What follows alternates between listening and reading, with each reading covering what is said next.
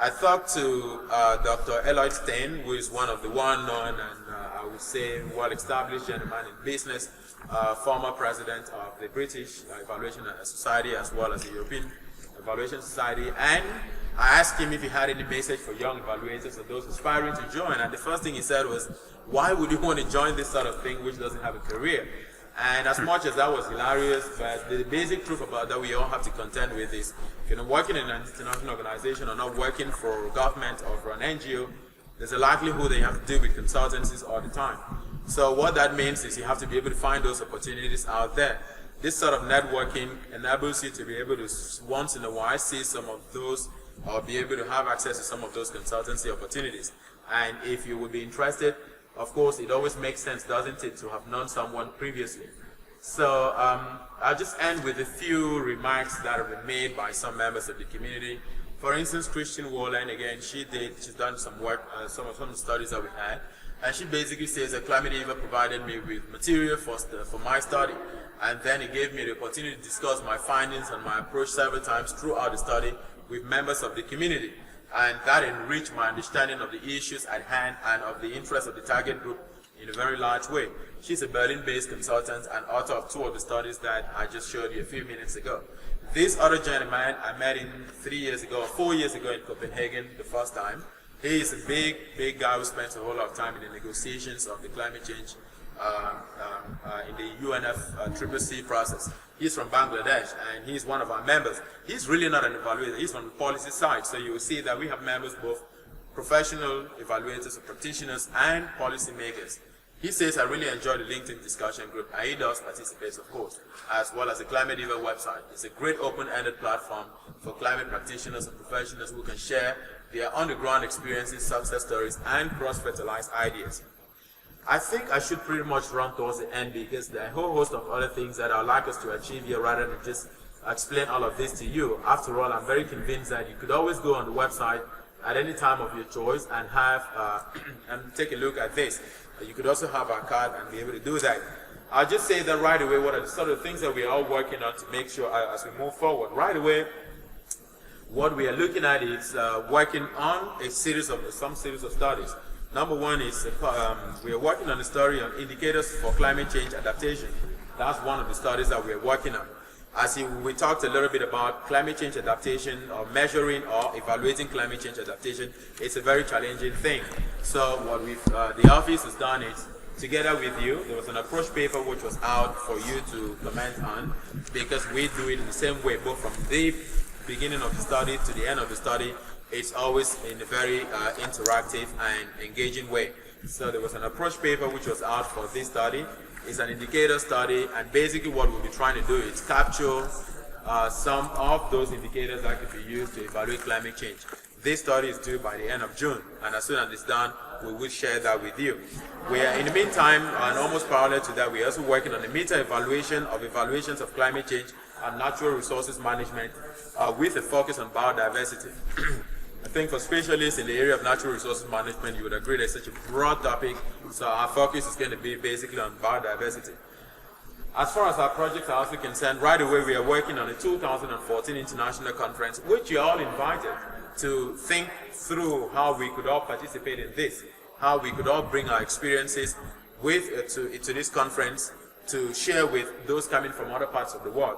So that conference, I think we are all zooming on a day already. First, it's going to be in September, no doubt about that. With respect to the month, the venue, we don't know yet, but it's either going to be in Washington, D.C. or in Bonn.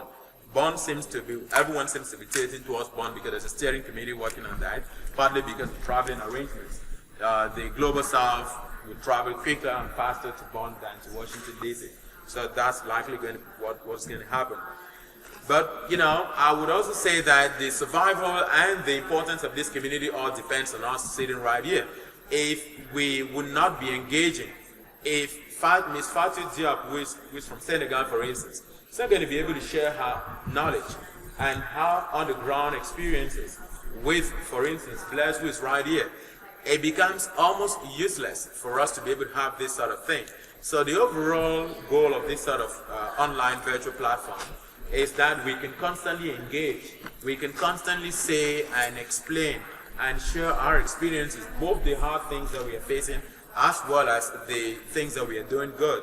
So that way we get to benefit from one another. You are all some of the most intelligent people in evaluation. But how often do we share that knowledge across peers? I think that's the overall reason of having this sort of community of practice. So with that, I would end.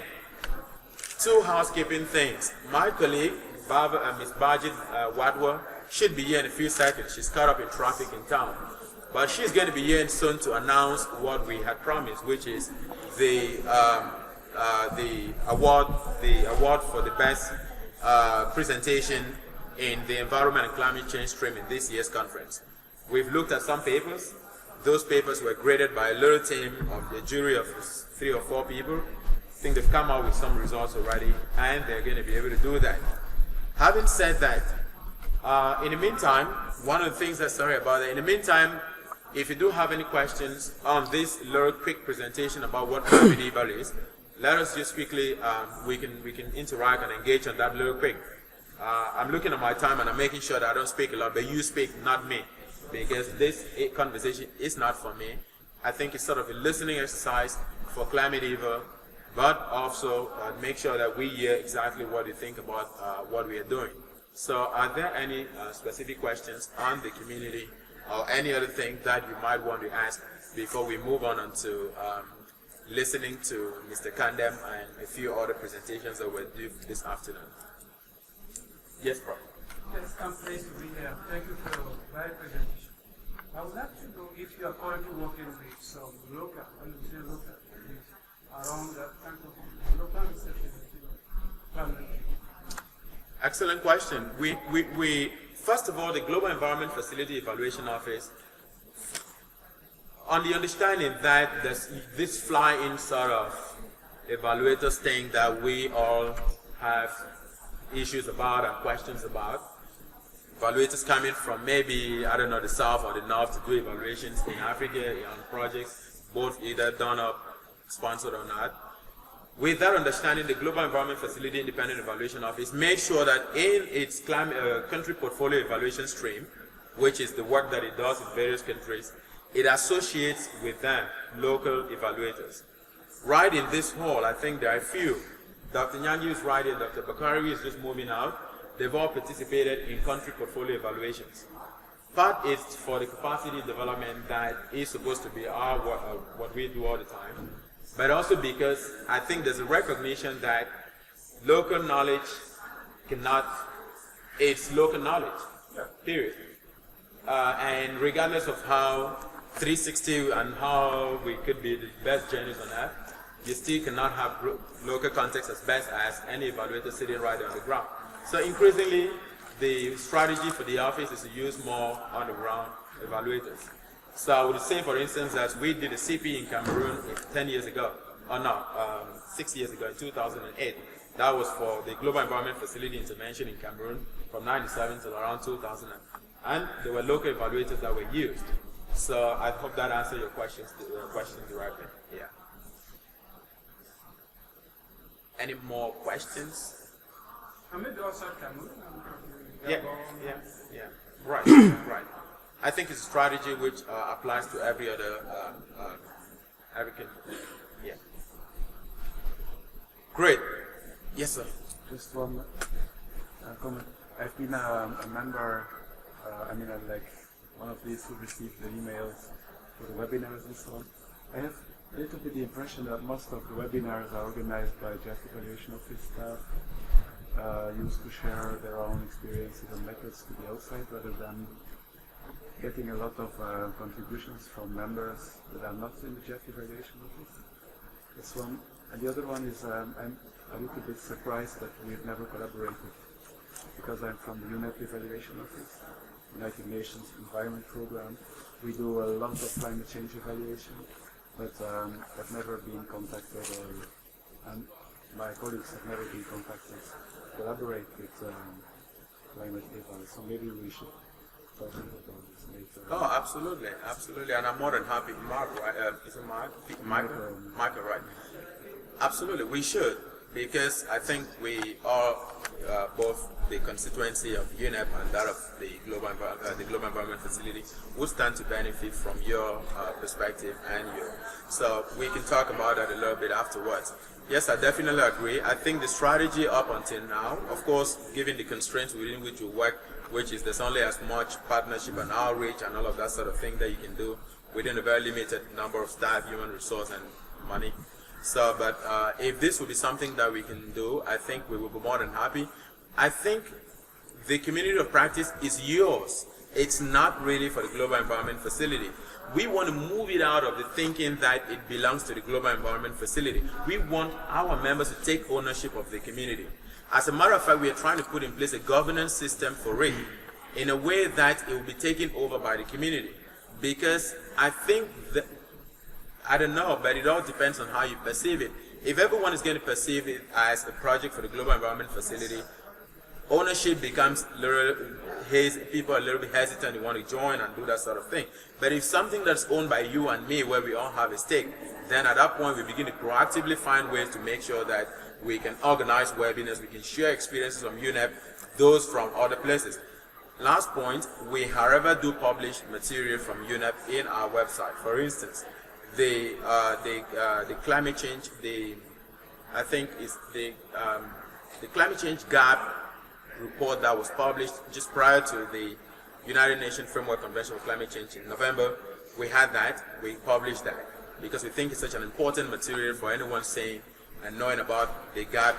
We had a global one and then that which focused on Africa.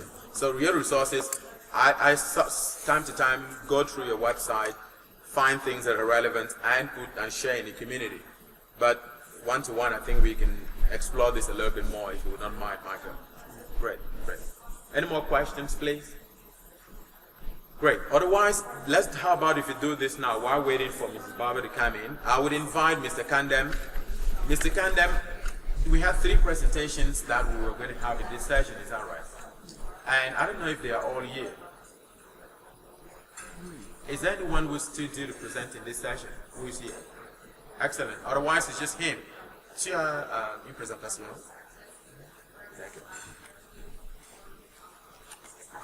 Well, basically, I think what he's going to be doing is just demonstrate in a way, in sort of like, he's worked on, what have you worked on again? Is it, what's the topic of your?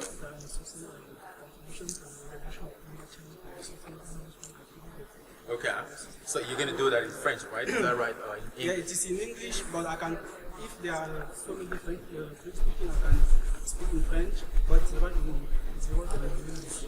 Okay. Now, question is, why did we have to integrate this in this way? Now, the issue is, as you might have seen in the climate and environment change stream that we've had in this conference.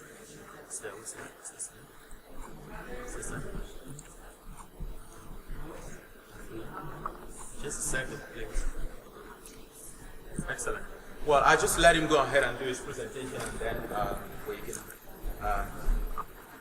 we can ask him questions right after that. Yeah.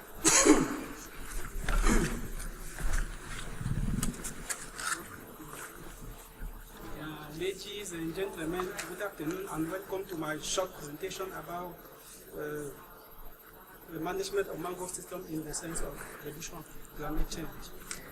Yeah, this is my topic. I am working in the research group in the University of Freiburg in Germany. Yeah, this is my outline, my presentation outline.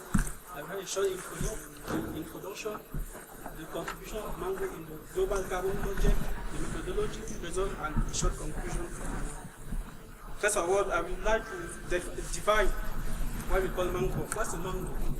Mangrove, according to World Mangrove Atlas, it is a soil-tolerant evergreen forest in the intensive zone in tropical and subtropical regions in the world. And a short word about climate change.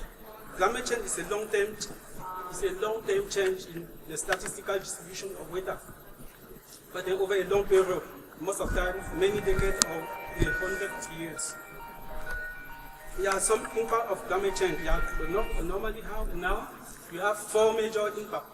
We have global warming, sea level rise, change of pattern of precipitation, and increase of extreme events. Yeah, how is mangrove utilized? Mangrove is just found in the tropical and subtropical area. Then in so many countries, many people haven't seen mangrove. So this is how the mangrove look like. It's in the sea, it go in the environment with salt, down in the sea or ocean. Yeah, and the importance of mangrove. Yeah, in the literature you say that mangrove is the most productive ecosystem in the world. It can sequester 4 times the carbon than other terrestrial forests with the same surface area. Yeah, she have a high economic value, and especially for coastal community. Yeah, I have told about she's the best mechanism to absorb carbon in the atmosphere than other terrestrial forests. And some estimations show that about ground biomass is 3,700 teragram. That means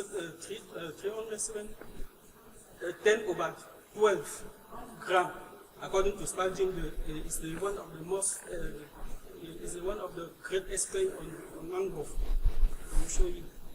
And secondly, she's one of the ecosystem where the organic matter is sequestrated in their sediment. Yeah, mangrove in the world. Yeah, in the world you have mangrove in the world is divided in 2 parts. We have mangrove, and it's divided in 2 parts. Here we have Pacific area, and here it is Atlantic area. In that zone we have 72 species, and in the Atlantic area we have 12 species.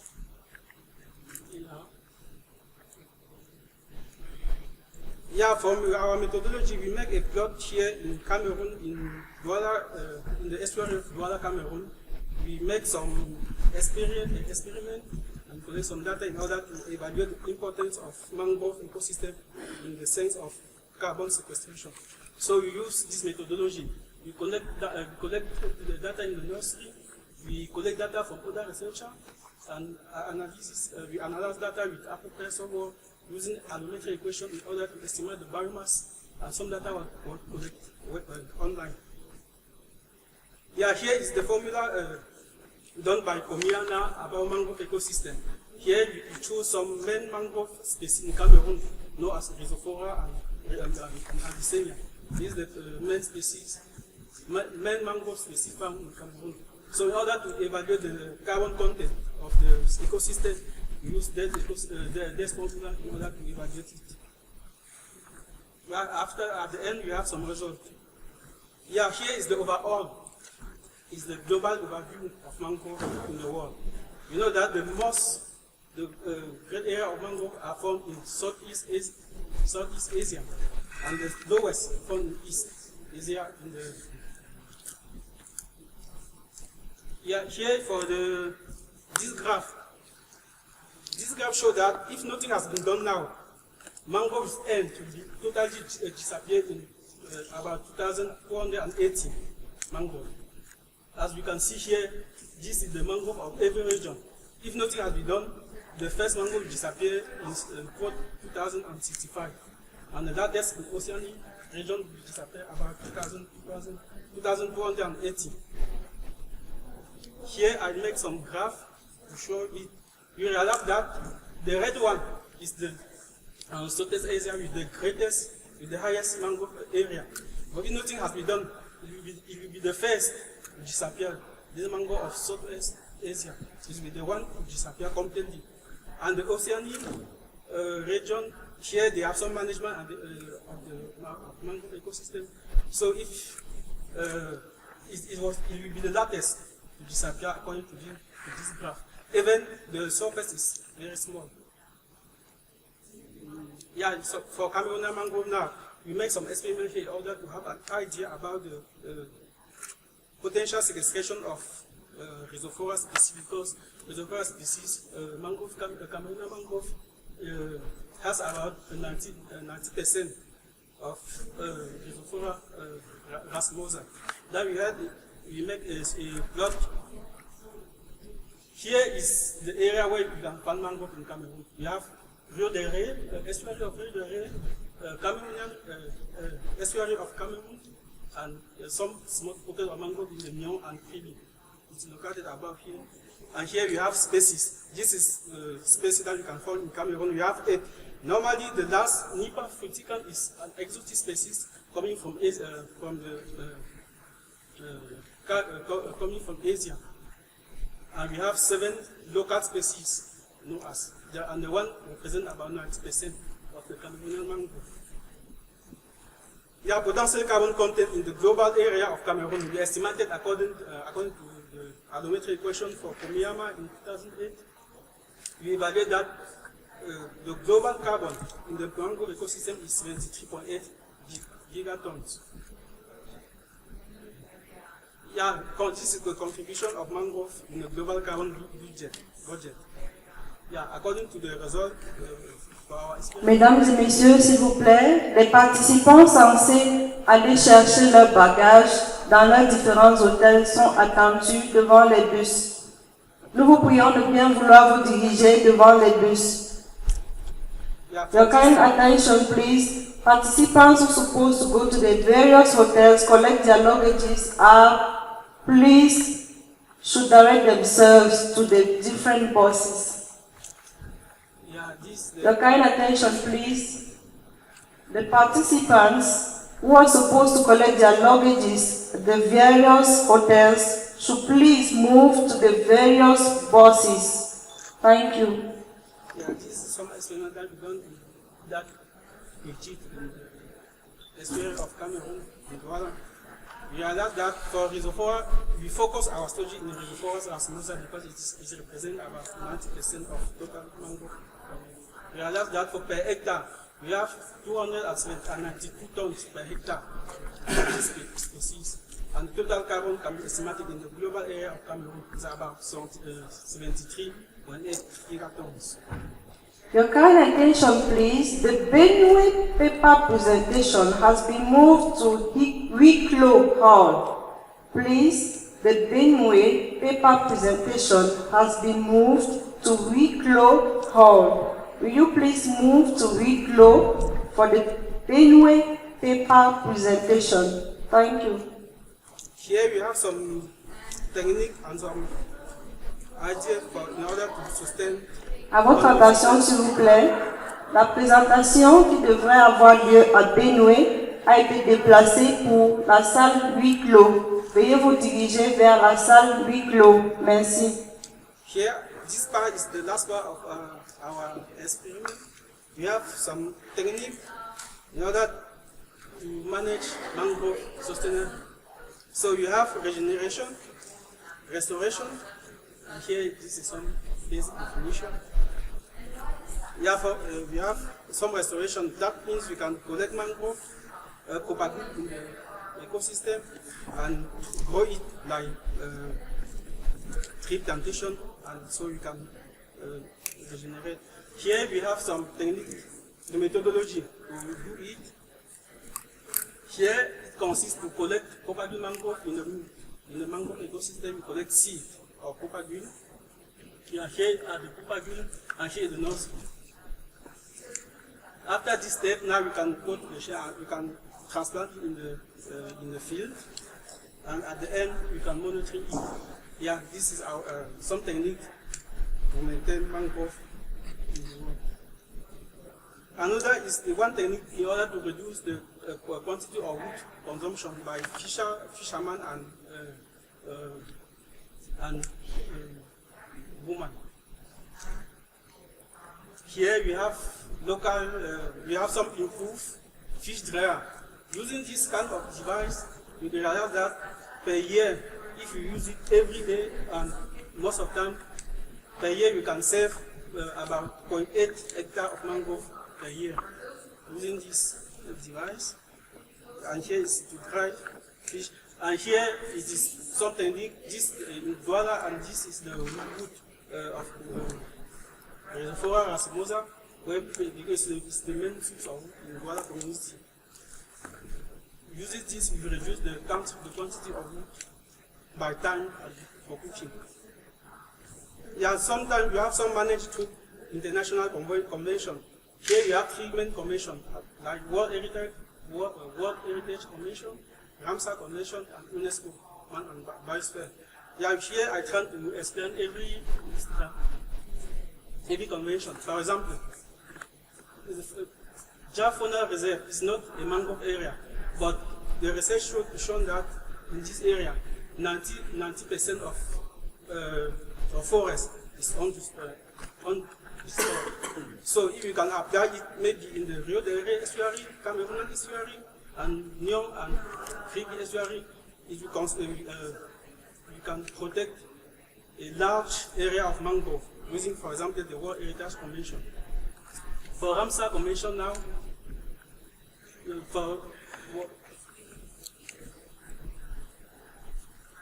this is another standard national in 2012. Here we realize that much of the city is unaffected by human activity. That is, there's no destruction of forest. So if you can apply it in mangrove, you can have the same result. Here is the Ramsar Convention. Now, Ramsar Convention now, Cameroon has 6 Ramsar sites, where we have only one, which mangrove, estuary of Rio de Rey, or Rio de Rey estuary. Now we have Cameroon estuary, mangrove in the Nyon area and in the Kribi. So if we can all this mangrove area in the Ramsar Convention will be protected, and so we will have less degradation rate. The last one is the community involvement. Research shown that for any activity, when local population does not intervene in the activity, you have bad results. So in order to protect mangrove, you need to imply population. Population need to intervene in order to sustain it, because they are the one who will suffer when the mangrove disappear completely. I think here is the conclusion. My conclusion, where I say that mangrove is an original ecosystem offering many good services. If the government can apply all the strategies that you create more mangrove protected area, it will be less pressure in mangrove surface area and less impact of climate change. Yeah, here is the book that we did or you wrote about sustainable mangrove ecosystem in Germany. It was published 1 year ago. Yeah, I think it is the end of my presentation. Thank you a lot.